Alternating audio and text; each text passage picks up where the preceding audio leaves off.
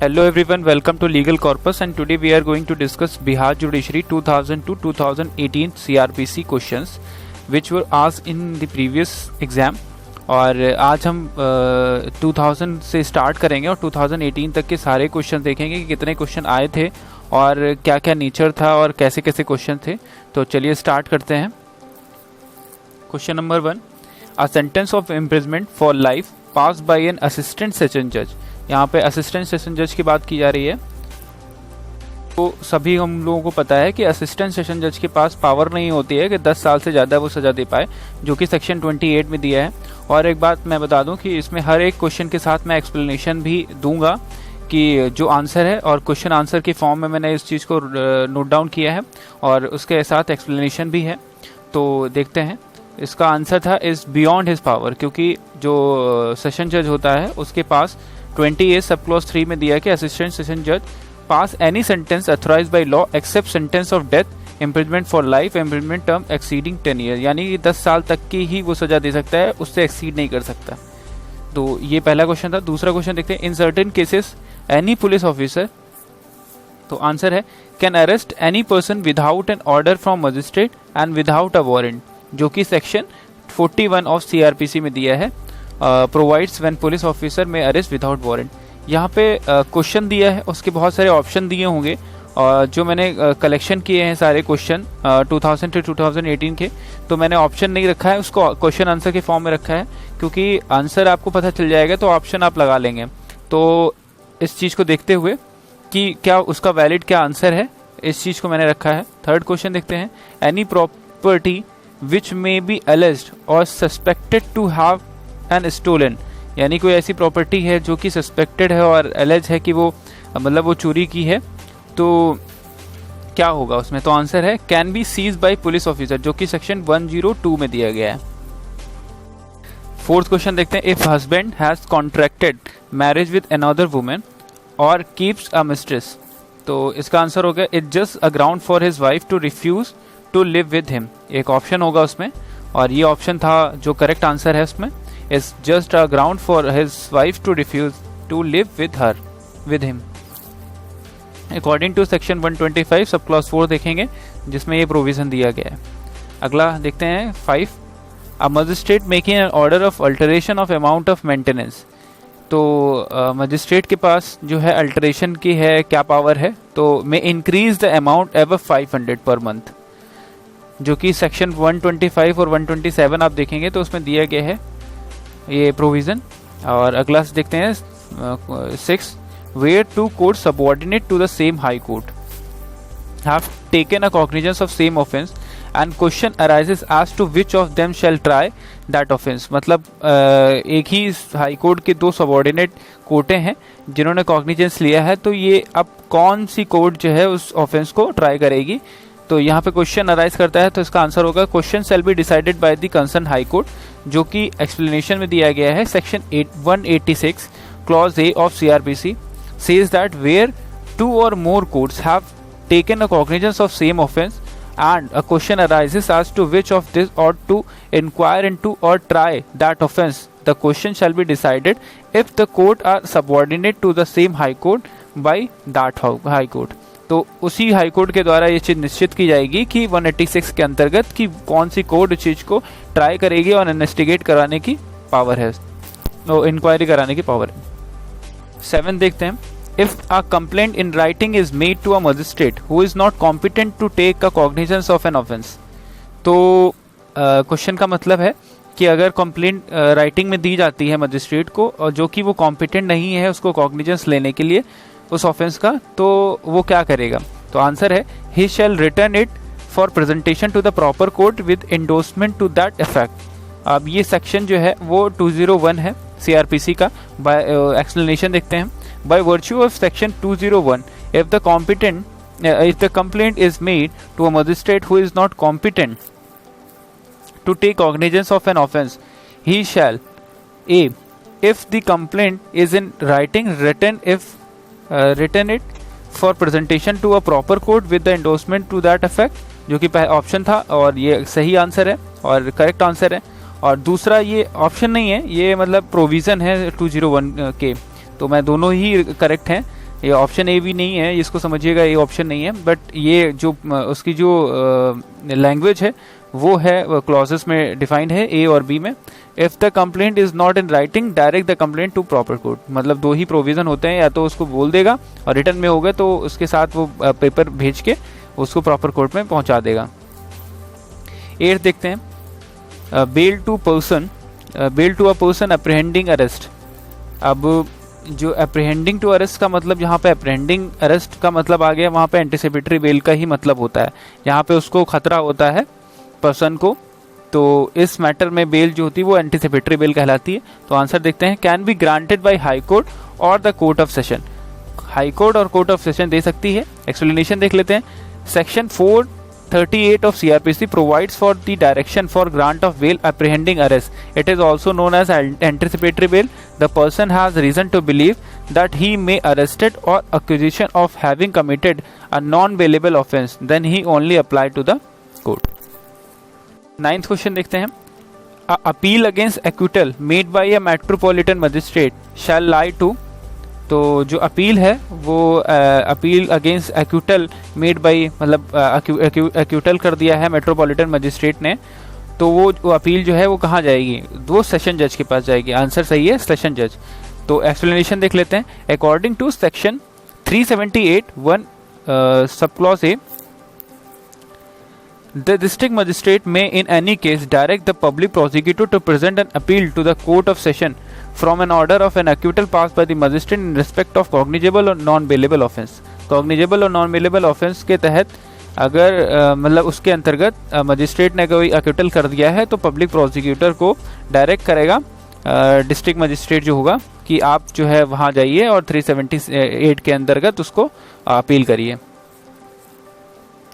अब आते हैं 10th क्वेश्चन पे, और 10th क्वेश्चन से पहले मैं बता दूं कि बिहार जुडिशरी के 2000 में सिर्फ 9 क्वेश्चन आए थे सीआरपीसी के। तो आप इस चीज़ को भी माइंडसेट बना सकते हैं कि सीआरपीसी के कितने क्वेश्चन कैसे आते हैं। तो मैं जब पूरा डील करूंगा तो बताता रहूँगा कि किसमें कितने क्वेश्चन पूछे गए हैं। तो 2009 का क्वेश्चन पेपर स्टार्ट करते हैं जिसमें सीआरपीसी के जितने क्वेश्चन पूछे गए थे। तो सेक्शन 482 सीआरपीसी डील्स विद, तो सबको पता है it is very normal question, inherent power of high court है। और 10th के बाद अब 11th क्वेश्चन देखते हैं। Under which section of CrPC a police officer can release an accused on bail in a non bailable offence. Non bailable offence में police जो है रिलीज एक्यूज को कर सकता है बेल पे। तो ये प्रोविजन दिया है सेक्शन 437। तो आंसर जो उसमें ऑप्शन दिए होंगे 436, 437, 438, 439, तो जो करेक्ट आंसर था उसको मैंने आंसर फॉर्म में लिख लिया है 437। एक्सप्लेनेशन देख लेते हैं। Section 437 sorry sub clause 2 of CrPC का एक्सप्लेनेशन देख लेते हैं। Section 437 sub clause 2 of CrPC, if it appears to us officer और court at any stage of investigation, inquiry और trial, as the case may be, that there are not a reasonable ground for believing that the accused has committed a non-bailable offence, but that there are sufficient ground for further inquiry into a guilt, the accused shall pending such inquiry be released on bail or at the discretion of the court, execution of bond and securities और bond को भरवा के, और ये चीज जो है sufficient ground पर 437 सब क्लॉज 2 के अंदर ये प्रोविजन दिया गया है, तो उसको रिलीज कर दिया जाएगा।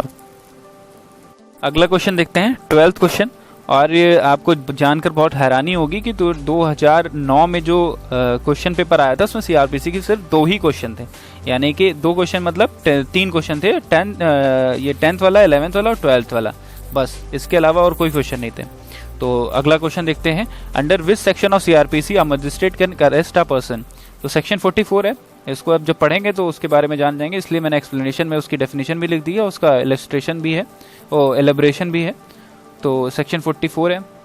अब बिहार 2013 का स्टार्ट करते हैं जो जुडिशियल एग्ज़ाम था, और मतलब आप ये समझ सकते हैं कि ग्रेविटी एग्ज़ाम की कि आप 2000 में लगभग 9 क्वेश्चन थे और 2009 में 9 क्वेश्चन थे और 2009 में 2 क्वेश्चन थे, और बिहार जुडिशियल 2013 में देखते हैं कितने क्वेश्चन हैं। तो 13 स्टार्ट करते हैं। In bailable offence the bail is granted as a matter of right by a police officer और by a and by the court. Explanation: under section 436(1) CRPC bail can be granted in the bailable offence by the court or a police officer in charge of the police station. मतलब दोनों ही दे सकते हैं और ये दोनों ही option सही हैं. ए और बी वहाँ पे था तो मैंने दोनों लिख दिया, both. The power to direct investigation under section 156 sub clause 3 of CRPC can be exercise by. तो जो 156(3) की जो इन्वेस्टिगेटिंग पावर होती है वो कौन डायरेक्ट करता है? वो मजिस्ट्रेट करता है.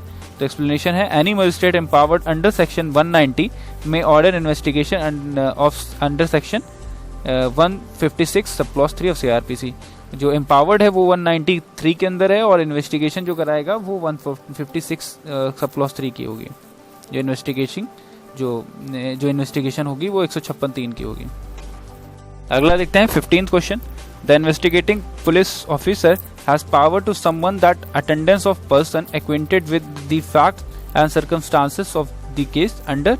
तो 160 ऑफ CRPC है, 160 ऑफ CRPC, जिसमें इन्वेस्टिगेटिंग ऑफिसर जो है उसको सम्मन कर सकता है कि जो पर्सन छोड़ा गया है उसको आए और वो अपनी मतलब पूरे फैक्ट्स और सर्कमस्टांसेस को देखते हुए वो अटेंडेंस दे वहाँ पे. यानी कि उसको बुलाया भी जा सकता है, सम्मन कर सकता है, जो इन्वेस्टिगेटिंग ऑफिसर के पास पावर होती है. तो ये 15 क्वेश्चन था और यानी कि 13th और 14, 15 इसमें भी 2-3 क्वेश्चन आए हुए हैं. तो आप समझ सकते हैं कि CRPC का कितना पोर्शन होता है. जुडिशरी के एग्जाम में 2013 में 3 क्वेश्चन, 2009 के में 2 क्वेश्चन, उसमें भी 3 क्वेश्चन और 2000 में 9 क्वेश्चन. तो टोटल अभी तक सिर्फ 15 क्वेश्चन है, जबकि हमने 3 सेट खत्म कर लिए हैं, 2000 और 2009, 2013. तो अगला देखते हैं बिहार जुडिशरी 2016 का 16th क्वेश्चन से स्टार्ट करते हैं. Which of the following section of the code of civil procedure criminal procedure 1973 defines the term judicial proceeding. तो सेक्शन 2I है और 2I कहता है कि section 2I of the CRPC defines the judicial proceeding includes any proceeding in the course of which evidence is और may be legally taken on oath. ठीक है, इसका एक्सप्लेनेशन था. आगे देखते हैं. In which of the following case the supreme court has issued the specific guideline regarding arrest. तो ये DK वासु केस था. तो DK वासु केस के नाम से जाना जाता है, जिसमें गाइडलाइंस जो है अरेस्ट में बताई गई थी. 18th क्वेश्चन है, what is the minimum amount of maintenance which can be ordered by magistrate as monthly allowance under section 125 of code of criminal procedure 1973. तो इसका आंसर देखते हैं. एज सच जो है वो लिमिटेशन नहीं है, यानी कि no limitation. A magistrate first class, explanation देख लेते हैं. अ मजिस्ट्रेट फर्स्ट क्लास में upon proof of such neglect or refusal order such person to make a monthly allowance for the maintenance of his wife or child or such child father or mother at such monthly rate as magistrate think fit under section 125 sub clause A of CRPC. जैसा वो सोचेगा और उसकी जितनी भी income होगी उसके according as per दी magistrate discretion वो चीज़ को डिसाइड करेगा. तो अगला देखते हैं 19th question. Under section 164A of CRPC 1973 the victim of rape shall be sent to registered medical practitioner for examination within, मतलब कितने वक्त में, from the time receiving the information relating to commission of such offence. Offence की information मिलते ही और उस victim को जो 164(1) का जो बयान दे रही है उसको मेडिकल प्रैक्टिशनर के पास कितने वक्त में भेजा जाएगा? तो 24 घंटे के अंदर भेजा जाएगा.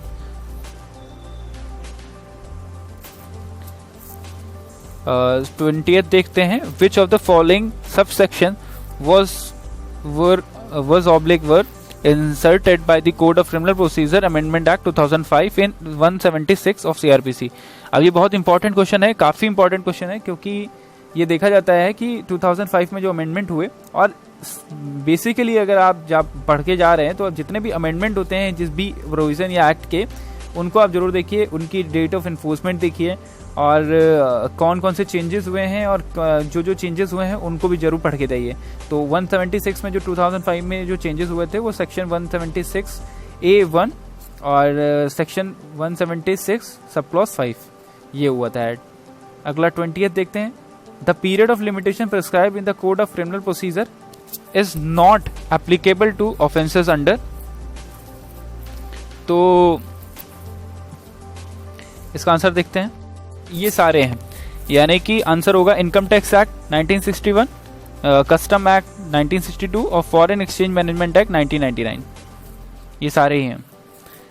अब बिहार जुडिशरी का अब देख लीजिए कि 21 तक, यानी कि आपने देखा 21, 20 और वहाँ 15, यानी कि इसमें 6 क्वेश्चन आए, सिर्फ 6 क्वेश्चन थे total. Bihar judiciary exam 2018, classification of offence is given in CrPC under, तो क्लासिफिकेशन जो है वो ऑफेंसेस का सीआरपीसी में कहाँ दिया गया है, फर्स्ट शेड्यूल में दिया गया है। और it is mandatory to produce the arrested person before the magistrate within 24 hour of the arrest under which section, तो ये 57 में है, 57 ऑफ सीआरपीसी। 57 में जो हैबियस कॉर्पस भी लागू होती है, और ये 27 आवर्स के अंदर प्रेजेंट करने के जो प्रोविज़न होता है उसको हैबियस कॉर्पस बोलते हैं। और हैबियस कॉर्पस एक रिट होती है जिसमें कोई भी जो अरेस्टेड पर्सन होता है उसको मजिस्ट्रेट के सामने, कोर्ट के सामने पेश करने की जो अवधि होती है वो 24 घंटे होती है। 24 देख लेते हैं। Under section 167 of CrPC magistrate can authorise detention for the period of 90 days during the investigation in case of offences punishable. अब इसको समझ लेते हैं। Under section 167 of CrPC magistrate can authorise detention for a period of 90 days during investigation in case of offences punishable. किन किन offences में जो magistrate है वो ऑथराइज है कि 90 दिन तक का जो इन्वेस्टिगेशन पीरियड है उसको बढ़ाने के लिए, जो कि 167 में दिया गया है। तो वो ऑफेंसेस हैं विद डेथ और विद इम्प्रिजमेंट फॉर लाइफ और with imprisonment for term not less than 10 year, यानी कि 10 साल से ऊपर की सजा वाले या डेथ का जो डेथ वाले, तो ऐसे जो ऑफेंसेस होंगे उनके लिए 90 days तक बढ़ा सकती है। कि एक्सप्लेनेशन देख लेते हैं। Section 167 of sub clause 2 proviso of CrPC, no magistrate authorise detention of accuse for total period exceeding 90 days। 90 दिन से नहीं बढ़ा सकता है ज़्यादा, मतलब 90 दिन तक बढ़ा सकता है, ये प्रोविजन है। Where the investigation relate to an offences punishable with death, imprisonment for life, imprisonment for time not less than 10 years, और 60 days where the investigation relate to any other offences after expiry set period accuse shall release on bail, यानी कि 60 दिन की inquiry हो जाएगी और 60 दिन से जब बढ़ती है इन्वेस्टिगेशन तो उसको रिलीज करना जरूरी होगा। मान ली 90 दिन का है और 90 दिन की इन्वेस्टिगेशन चल रही है, 90 दिन और बढ़ा दिया गया है, मतलब इन्वेस्टिगेशन चल रही है 90 दिन के लिए बढ़ा दिया गया और 60 दिन कंप्लीट हो गए, तो 2 महीने इन्वेस्टिगेशन चलती रही है और फिर भी चल रही है, तो 2 महीने बाद उसको रिलीज करना होगा बेल पे। 25 देख लेते हैं। The term victim is defined under section तो 2WA, और ये जो क्वेश्चन आया है इसमें जो डेफिनेशंस हैं वो काफ़ी क्वेश्चन पूछ लेते हैं, तो ये तो अभी एक ही क्वेश्चन है जो डेफिनेशन से पूछा गया है। अगला क्वेश्चन देखते हैं। Every person aware of the commission of an offence punishable under following section is bound to give information there of the nearest magistrate और पुलिस ऑफिसर, तो जो आंसर है वो 302 है ऑफ आईपीसी, कि अगर ऐसी कोई घटना होती है जो कि सेक्शन 302 यानी कि मर्डर की है और जो कि आईपीसी में दिया है, तो उनको देना जरूरी है। आप इसको देखने के लिए रेफर कर सकते हैं सेक्शन जो है 39(1) सब क्लॉज 5 ऑफ सीआरपीसी, उसमें दिया गया है कि जिस किसी को भी ये जो ऑफेंस है जिसका पनिशमेंट जो है 302 में दिया गया है, और यानी कि मर्डर का जो पनिशमेंट है या मर्डर से रिलेटेड कोई भी मैटर होता है, तो वो नियरेस्ट मजिस्ट्रेट या पुलिस ऑफिसर को उसकी इन्फॉर्मेशन दे। अब ये टोटल 26 क्वेश्चन है और 26 ही क्वेश्चन ये पूरे आए थे, यानी कि 2000 से लेके 2018 तक के हमारे पास 26 क्वेश्चन है। मैंने जो निकाले हैं वो सिर्फ 26 क्वेश्चन आए थे। आप अपने जो आपके पास पेपर हो, प्रीवियस ईयर के एग्जाम्स हो पेपर हो, या कहीं से आप मैच कर लीजिएगा। मैंने जो निकाले हैं वो 26 ही क्वेश्चन थे, और यही सारे क्वेश्चन जो है वो आए थे 2000 से लेकर 2018 तक के, और ये बहुत इंपॉर्टेंट क्वेश्चन है, प्रीवियस ईयर के हैं, तो आप एक बार देख लेंगे तो अच्छा होगा। बाकी मैंने ये चीज़ देखी है कि ये रिपीट तो नहीं किए हैं, बट अगर आप देख के जाएंगे ना तो अच्छा रहेगा, क्योंकि आपके पास मैटर भी होगा और नॉलेज भी होगी कि आप एक बार पढ़ लेंगे। और अगर आप ये चीज़ देखते हैं तो इस वीडियो को आप डाउनलोड कर लीजिए, और जब आप एग्ज़ाम देने जा रहे हो उसके पहले ही आप फ़ोन खोल के अपना देख सकते हैं कि प्रीवियस ईयर के जो सीआरपीसी में देखते हैं कितने क्वेश्चन आए थे, सीपीसी में कितने क्वेश्चन आए थे। तो मैं 1 to 1 सारी वीडियो बनाऊंगा। अब ये सीआरपीसी भी बनाई है, उसके बाद सीपीसी भी बनाऊंगा। Thank you so much.